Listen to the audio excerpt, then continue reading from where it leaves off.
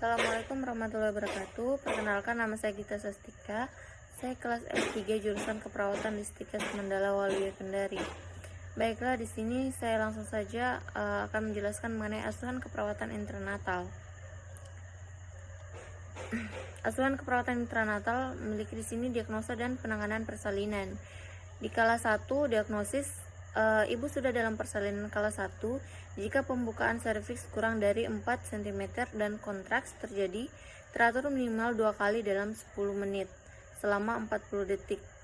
Untuk penanganannya, yang pertama itu bantulah ibu dalam persalinan jika ia tampak gelisah, ketakutan, dan kesakitan. Selanjutnya, jika ibu tersebut tampak kesakitan, dukungan atau asuhan dapat diberikan atau dapat dilakukan melakukan perubahan posisi, sarankan ia untuk berjalan, dan lain-lain. Selanjutnya itu melakukan penolongan tetap menjaga hak privasi ibu dalam persalinan. Kemudian ada pemeriksaan dalam. Pemeriksaan dalam ini ada beberapa, yaitu pertama pemeriksaan dalam sebaiknya dilakukan setiap 4 jam selama kala 1 pada persalinan dan setelah selaput ketuban pecah. Terus yang kedua itu pada setiap pemeriksaan dalam catat hal-hal tersebut. Yang pertama itu ada warna cairan amnion, selanjutnya dilatasi serviks, kemudian penurunan kepala, itu yang dapat dicocokkan dengan pemeriksaan luar. Selanjutnya kala 2. Di kala 2 ini ada diagnosis.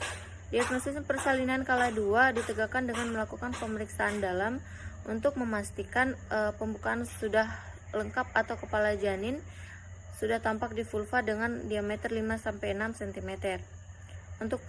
Untuk penanganannya ada beberapa, yaitu pertama memberikan dukungan terus-menerus kepada ibu dengan mendampingi ibu agar merasa nyaman, menawarkan minuman, mengipasi, dan memijat ibu. Selanjutnya menjaga kebersihan diri, kemudian memberikan dukungan mental untuk mengurangi kecemasan atau ketakutan ibu.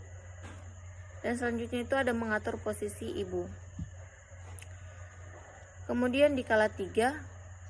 Di kala 3 di sini ada manajemen aktif kala 3, yaitu pertama memberikan oksitosin dengan segera, kedua mengendalikan tali pusat, ketiga pemijatan uterus segera setelah plasenta lahir. Terus di kala 3 ini ada penanganan. Nah, penanganannya ini memberikan oksitosin untuk merangsang uterus berkontraksi yang juga mempercepat pelepasan plasenta. Kemudian oksitosin dapat diberikan 2 menit setelah kelahiran bayi. Jika oksitosin tidak tersedia, rangsang puting payudara ibu atau susukan bayi guna menghasilkan ergometrin 0,2 mg IM. Lakukan penanganan tali pusat terkendali. Kemudian di sini ada kala 4. Di kala 4 sini ada diagnosis. Nah, di diagnosis ini 2 jam pertama setelah persalinan merupakan waktu yang kritis bagi ibu dan bayi. Keduanya baru saja mengalami perubahan fisik yang luar biasa. Sio ibu melahirkan bayi dari perutnya dan bayi sedang menyesuaikan diri dari dalam perut ibu ke dunia luar. Untuk penanganannya di kala 4 ini, untuk penanganannya periksa fundus setiap 15 menit pada jam pertama dan setiap 20-30 menit selama jam kedua. Jika kontraksi tidak kuat, massage uterus sampai menjadi keras. Apabila uterus berkontraksi, otot uterus akan menjepit pembuluh darah untuk menghentikan pendarahan.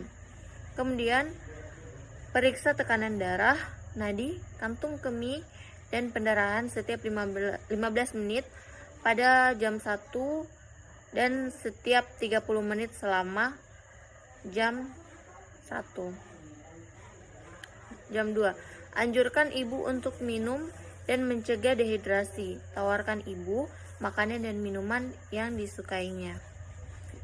Nah, di diagnosa yang muncul ini ada kala 1. Nah, kala 1-nya di sini Pertama itu ada nyeri akut berhubungan dengan tekanan mekanik pada bagian presentasi, dilatasi atau renggangan, kemudian tegangan emosional. Yang kedua itu cemas berhubungan dengan krisis situasional, kemajuan persalinan, dan nyeri persalinan. Dan ketiga, risiko infeksi berhubungan dengan ketuban pecah, pemeriksaan dalam berulang. Terus di kala duanya ini ada pertama risiko kekurangan volume cairan berhubungan dengan peningkatan kehilangan cairan secara tidak disadar. Antonia Uteri, laserasi jalan lahir, tertahannya fragmen plasenta.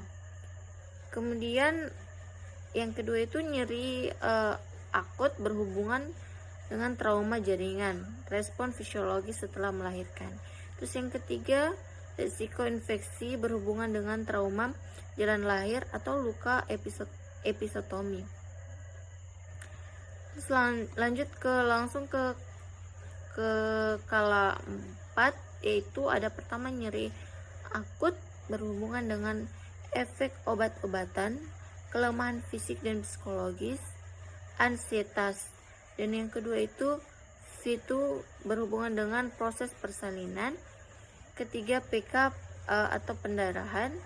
Keempat, risiko infeksi berhubungan dengan trauma jaringan atau prosedur invasi.